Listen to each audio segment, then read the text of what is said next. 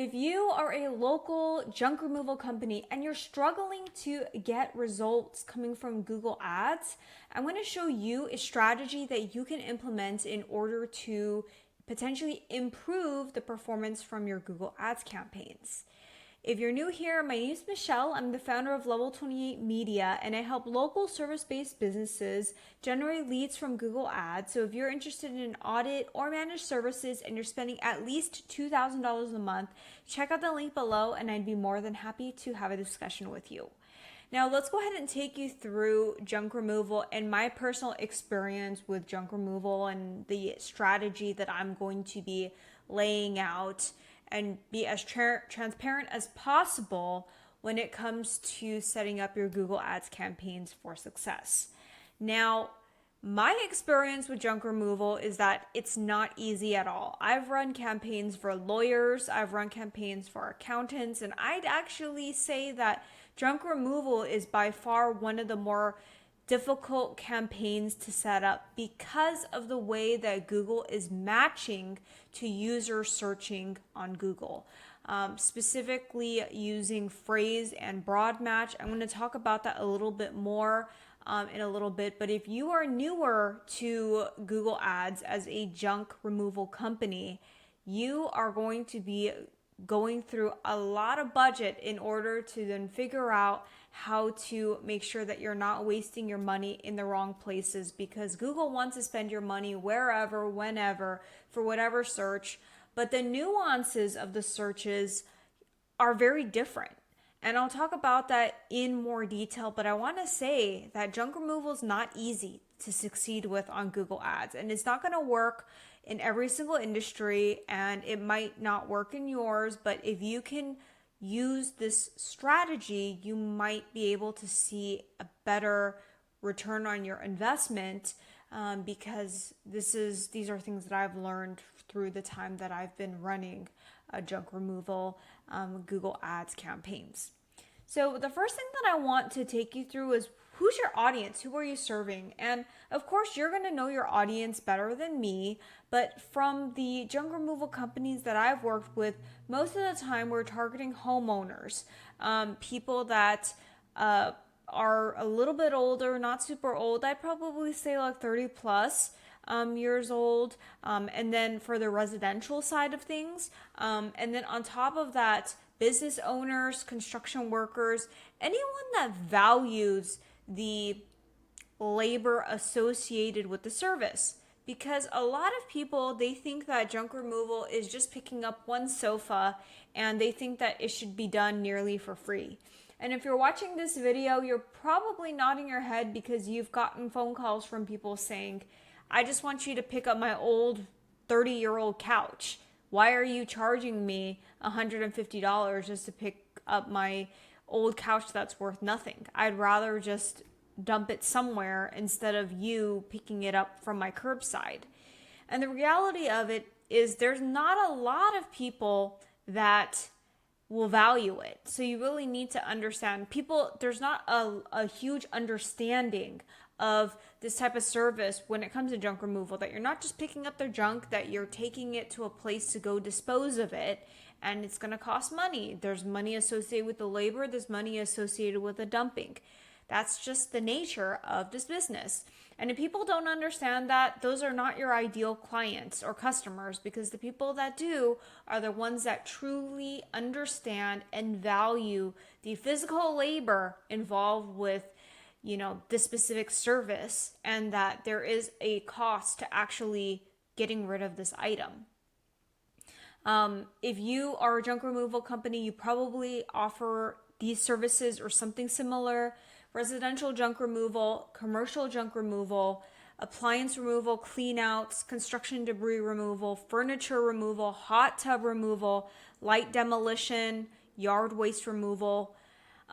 One thing to note is that most people these days don't search for commercial junk removal. Like, that's not just how people go about doing their searches. Maybe they might be looking for business junk removal, but they might be looking for something that's a little bit more specific, like restaurant stove removal, cubicle removal, construction debris removal. All of these types of services are related to commercial, but these are not what your typical, this is not what your typical commercial client is going to be typing in. They're going to be typing in keywords like this into Google. So keep that in mind. And if you are going after these types of services, I'm going to show you in a little bit how to go about setting up your keywords and targeting in order to get the most out of your Google Ads campaigns. Next, I want to talk about location targeting.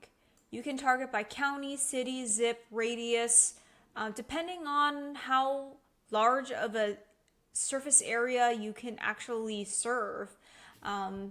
These are probably going to be your best options. For the junk removal companies that I've targeted, it's mostly been county, but it just depends on how far you're willing to drive. You can do any of these, and none of these options are going to be wrong. However, what is wrong is targeting people that are in or interested in the location that you're targeting. So if you're doing presence or interest, that's the wrong type of targeting. You only want to target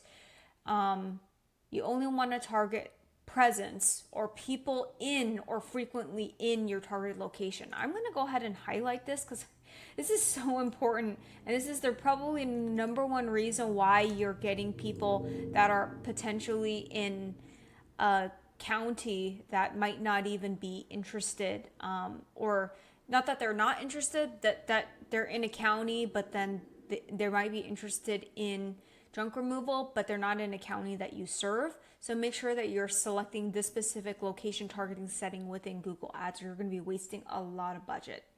And notice too that these are people in or frequently in your target location. So they could be people that commute to and from your location, and not necessarily people who live there. Keywords. Oh my goodness. I'm going to spend probably a few minutes on this because this is what's going to make or break your campaign. Focus on the highest intent keywords only based off of your main services. Start with exact match and then eventually open it up to phrase and then broad match. But if you're going to open it up to phrase and broad match, you must use a strong negatives list. Negative keywords are keywords that you don't want to appear for. Google will have the meaning of junk removal be the same as a dumpster service. And while some junk removal companies might have a dumpster rental service, that's not the same. And Google will typically lump them together, or might lump junk removal with Salvation Army pickup or Goodwill pickup. And the problem with that is someone's looking for Goodwill or Salvation Army pickup, they're probably looking for a free service, and they're not looking to pay $150 to $300 or more in order to get this junk removal service. So I would caution you, because this is where 99% of the junk removal companies go wrong and will find themselves just throwing money into a bottomless pit, just for Google to just keep profiting off of, because they are not as strict about their match types as they need to be from the start. If you're using exact match, you might be paying more for every click, but it's going to be a lot more specific. Now, just because you're using exact match doesn't mean you shouldn't look at your search terms report. You should look at your search terms report and add negative keywords as often as you can, especially when you're just launching a campaign. And especially if you are looking to get more volume and using phrase and broad match, you need to have a strong negative keyword list, because junk removal is not the equivalent to Salvation Army pickup, Goodwill, free couch removal, stuff like that. That's far away from what you want to be attracting. No competitor keywords. You don't want to be, unless you are the biggest brand name in your area and people already know your name by heart, like 1-800-GOT-JUNK, you're probably not going to have the best chance at succeeding if you're going after competitor keywords, if you're also too on a more limited ad budget. If you're a small business with no brand, stay far away from competitor keywords. Focus on your non-branded keywords that are related to the services that you have to offer. Focus on higher ticket services or higher volume services for better ROI. If light demolition, like demolishing a shed or demolishing a pool or demolishing a barn, I'm just throwing these examples, are going to yield to higher tickets sales, then focus on those rather than just your general junk removal. And this is also going to depend on how competitive your area is, because if you're in an area where cost per click is $20, $30, $40 just for junk removal, it might not make sense to just go after junk removal itself, but to go after the specific higher ticket services that you have to offer, like light demolition, if you do land clearing or excavation or anything else that's more higher ticket. Definitely go after those specific type of keywords and not just junk removal, because junk removal is going to attract a lot of junk, but not the type of junk that you want. It's junk that's going to waste your budget with Google. Now let me take you through negative keywords. We've already talked about negative keywords just a little bit. I'm going to spend some more time here. You must have a negative keywords list if you are using broad or phrase match. I still think it's critical too if you're using exact match. So I'm just going to even put exact match too. But you're probably not going to have to be as vigilant on it versus if you were using broad or phrase match. So keep that in mind. Put together a list of your local competitors, add those as negative keywords. You can look at the Auction Insights report. You can look at Google My Business. You can see what other competitors are bidding on these same keywords, and you don't want to appear for them, because if you're using phrase or broad match, you have a very high chance of appearing for competitors because Google is just going to say you're one and the same. Put together a list of cities that are outside of your geography. If you are just serving the Los Angeles area, put together a list of very common cities outside of the Los Angeles area that could potentially be searched. Decide if you want to take people looking to just haul away one couch or one refrigerator, because that might not necessarily be worth your time or your money to be paying, let's say, $100 for a lead if you're charging $150 for the service.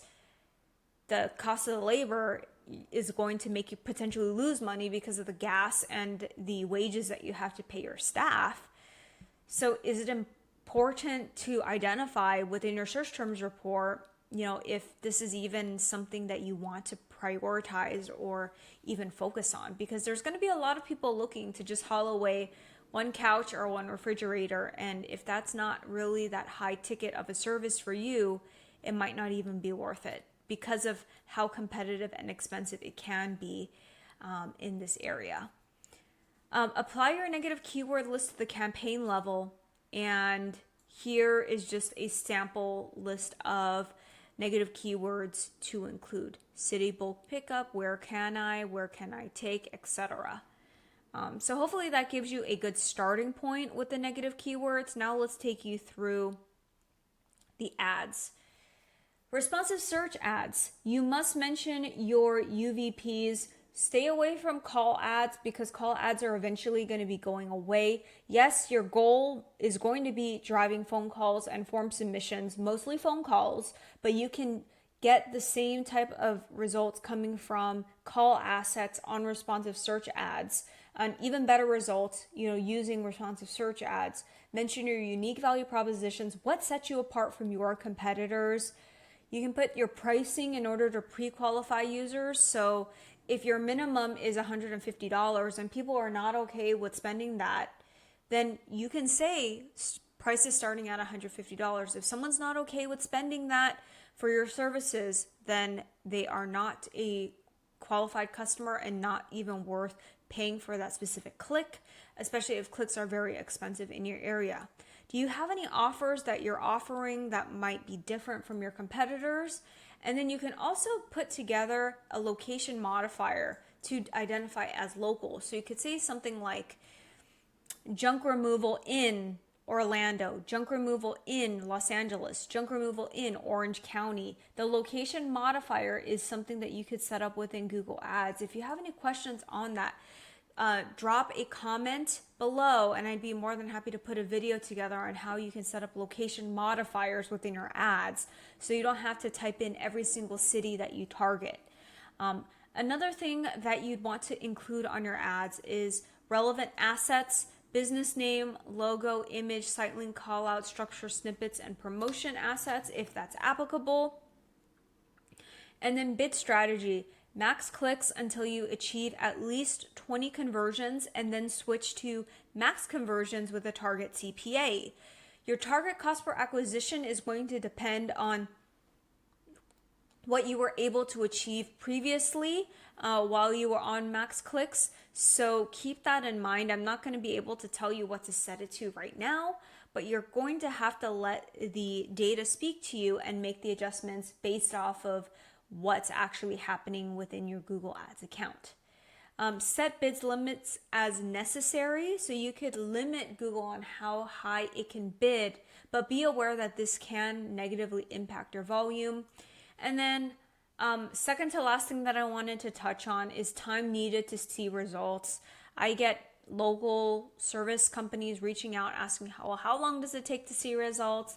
I typically quote 90 days. Hopefully I can get the results sooner. It just depends on the competitors in your area, how long it's going to take. What's the current state of your ad campaign? If it's salvageable, if it's not.